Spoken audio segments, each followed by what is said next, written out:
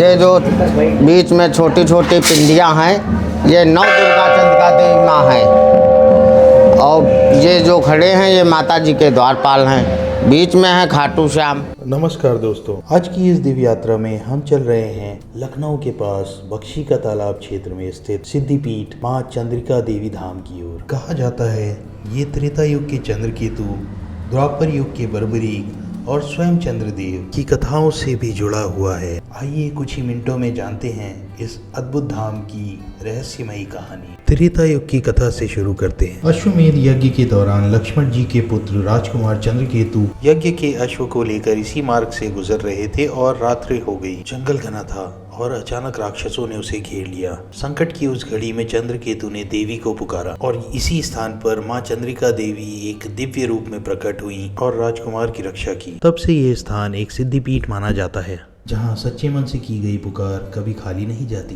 द्वापर युग की ओर बढ़े तो महाभारत के वीर बर्बरीक की कथा मिलती है। मान्यता है कि बर्बरीक ने इसी जगह पर माता की आराधना की थी, जिन्हें आज दुनिया खाटू श्याम के नाम से भी जानती है। एक और रहस्य जुड़ता है चंद्रदेव से। कहते हैं शाप से पीड़ित चंद्रदेव ने महिसागर संगम के पवित्र जल में स्नान कर यहीं माँ चंद्रिका देवी की आराधना की और उन्हें राहत मिली।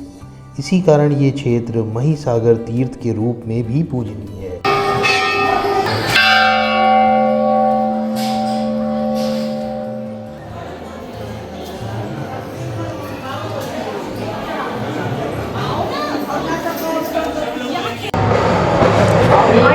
ये नौ दुर्गा चंद्रिका देवी हैं। पिंडी दर्शन है माता रानी के। पिंडी दर्शन होते हैं। इस किनारे से इस किनारे तक 9 देवियां एक साथ विराजमान हैं। यहाँ पे पहले एक नीम का पेड़ हुआ करता था, उसी के छोटे से खोड़ में बैठी हुई थी माता रानी। दोनों द्वारपाल बनवाए गए हैं माता रानी के, सेवक सेविका। इधर बीच में खाटू श्याम जी को स्थापित किया गया है। इधर हनुमान जी हैं, दुर्गा जी हैं, सरस्वती जी हैं। इन मूर्तियों को स्थापित किया गया है और ये स्वयंभू हैं, अपने आप प्रकट है माता रानी। यहाँ पे जो भक्त आते हैं इनकी मनोकामना जरूर यहाँ पूरी होती है। कितने साल हो गए इस मंदिर को? ये मंदिर हजारों साल पुराना है। त्रेता द्वापर युग से यहाँ पे माता रानी विराजमान थी। लेकिन जब से इस मंदिर की विशेषता यही है कि जो भक्त आते हैं, मन्नत मांगते हैं या कुछ भी मांगते हैं, पूरा जरूर होता है। यहाँ पे जितने घंटे लगे हुए हैं, जो आपको विकास का कार्य दिख रहा है, सब भक्तों द्वारा ही हुआ है। जिन जिन भक्तों का पूरा होता गया वो अपने आप, कोई घंटा चढ़ाता है, कोई चांदी लगवाता है, कोई पत्थर लगवा देता है। तो इसी तरह से भक्तों के दान से सारा विकास होता रहता है माता रानी के दरबार में। और ये जो छत्र लगी है, चांदी और सोने की? ये चांदी के छत्र हैं, ये सोने का छत्र है।